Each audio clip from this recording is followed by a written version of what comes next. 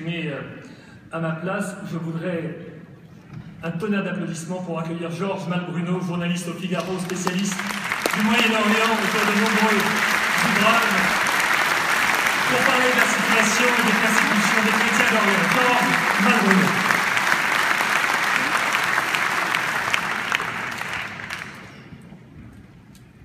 Bonsoir. Pour survivre, puisque c'est de cela dont il s'agit, les chrétiens d'Orient ont d'abord besoin du parapluie d'un État fort. Un État dont la Constitution n'est pas, comme source principale de la loi, l'islam, mais que celle-ci soit une source d'inspiration parmi d'autres, une Constitution qui garantisse la liberté de croyance, comme c'est le cas, par exemple, dans certains pays, en Jordanie, par exemple, où la minorité chrétienne vit relativement bien, aux côtés d'une vaste majorité musulmane d'ailleurs dominée sur la scène politique par les frères musulmans, mais une minorité chrétienne protégée, qui se sont protégés par un roi certes à la pointe de fer, mais ouvert sur les autres religions. Pour survivre et même prospérer, les chrétiens d'Orient ont besoin de préserver leurs écoles. Tout à l'heure, on a entendu la sœur syrienne nous raconter le drame des chrétiens syriens. Il faut savoir que ces écoles constituent, et depuis bien longtemps, l'un des meilleurs vecteurs de l'intégration des chrétiens dans les sociétés arabes. La majorité des élèves y sont d'ailleurs souvent musulmans pour une raison très simple, c'est que ces écoles sont souvent les meilleurs établissements scolaires. C'est là que vont les enfants de l'élite politique, y compris, par exemple, dans la bande de Gaza, tenue, comme vous le savez, par les islamistes palestiniens du Hamas. À ce propos, je me souviens des confidences du père Manuel Moussalam, un curé très actif à Gaza, qui se vantait de compter dans son établissement les fils et les filles des ministres islamistes du Hamas, ce qui lui ouvrait évidemment un certain nombre de portes. Il faut donc tout faire pour que les États préservent le statut de ces écoles.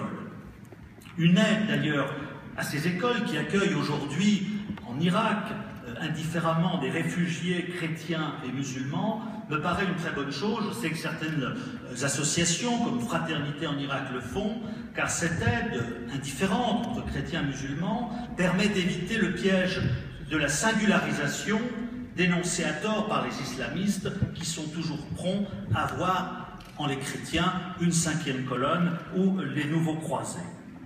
Un État fort avec des écoles chrétiennes fortes, et quand on est une minorité, souvent d'ailleurs une infime minorité de la population, comme ça a été dit, un système politique parlementaire fondé sur le confessionnalisme n'est probablement pas le meilleur système pour les chrétiens. Nous en avons l'exemple avec l'Irak, post-Saddam Hussein, où depuis 10 ans, le nombre des chrétiens a chuté.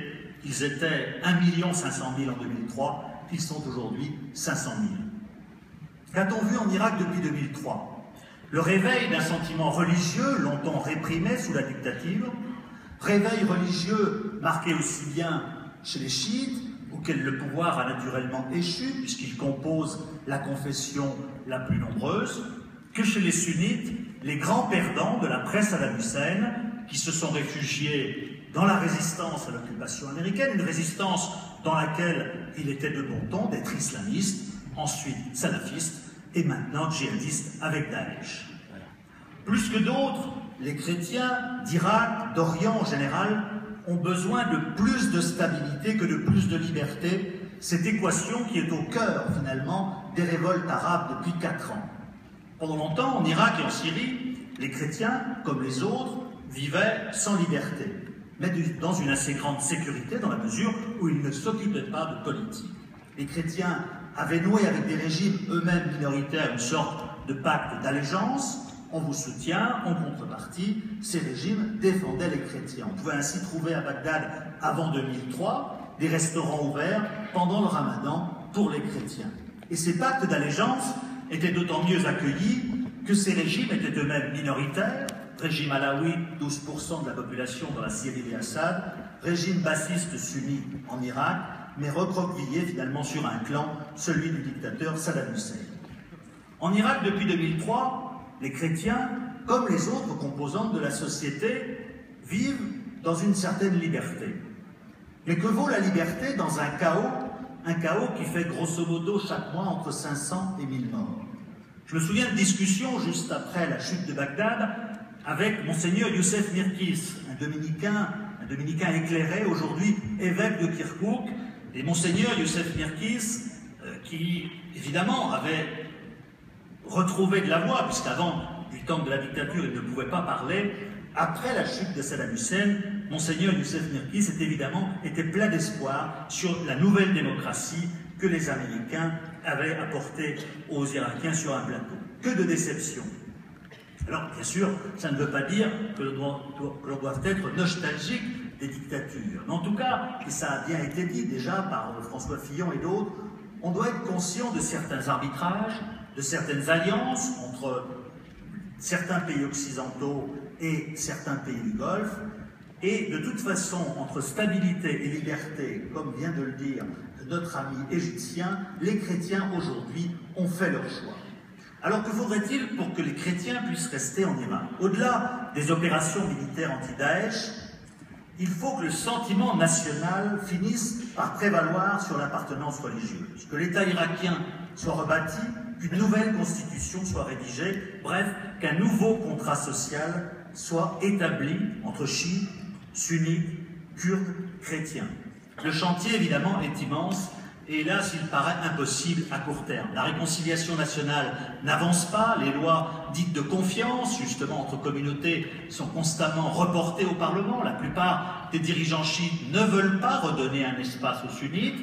On continue donc la chasse aux sorcières, les anciens bassistes, au nom d'une loi sur la débassification, encore à l'ordre du jour, 12 ans après la guerre. Ça veut dire qu'on poursuit toujours un tel parce qu'il a été bassiste à un moment de sa vie. C'est en fait un prétexte pour ne rien céder aux sunnites. Des sunnites qui restent victimes de discrimination, qui restent marginalisés hors de l'appareil de l'État, de la police, de l'administration.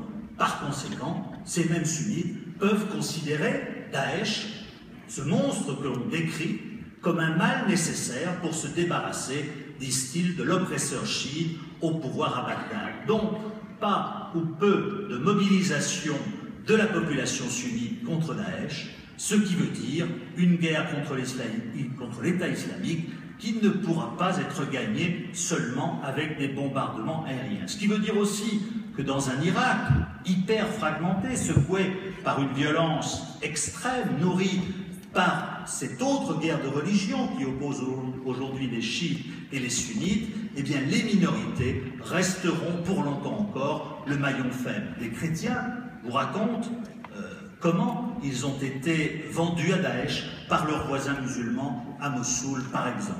Mais au-delà, c'est le vivre ensemble qui est pour longtemps compromis. Et ce sera le cas également dans la Syrie de demain. Aujourd'hui, les chrétiens d'Alep, comme ceux de la vallée des chrétiens au pied du Krach des Chevaliers, vivent dans la peur, dans la hantise que demain, les djihadistes, que ce soit les vrais, ceux de Daesh, ou les vrais faux radicaux du front Al-Nusra, que nos alliés turcs, qatariens et saoudiens soutiennent, eh bien que tout cela conquiert leur village.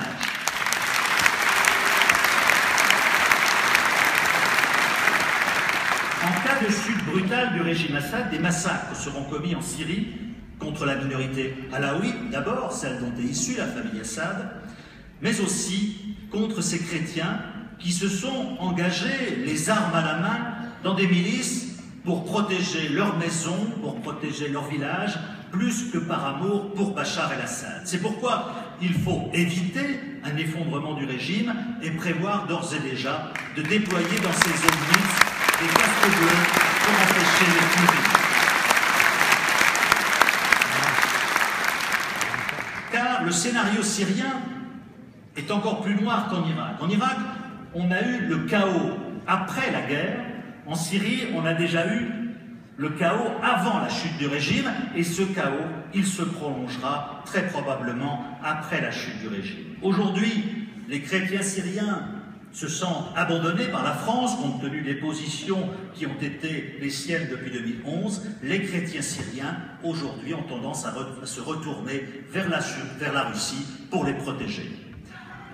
Il n'y a hélas pas ou peu de solutions à court terme, du moins, à la souffrance et aux peurs des chrétiens. L'émigration, ça a été dit, et c'est vrai, n'est qu'un ultime recours. Les chrétiens arabes sont d'abord arabes, et c'est en Irak, en Syrie, en Égypte qu'est leur place. La constitution de milices d'autodéfense n'est qu'un pis-aller. Les chrétiens doivent au contraire retrouver leur place dans les armées, la police, les services de renseignement, bref, dans de nouvelles structures étatiques, peut-être des structures fédérales, dont les contours restent toutefois à définir. Et c'est aux États occidentaux qu'il revient de jouer leur rôle en faisant pression sur leurs alliés, sur leurs partenaires anciens, partenaires du Golfe, nouveaux peut-être, l'Iran, ça a été mentionné, ceux-là même qui sont en train de dessiner la carte du nouveau Moyen-Orient, sans oublier évidemment les chrétiens qui y vivent encore.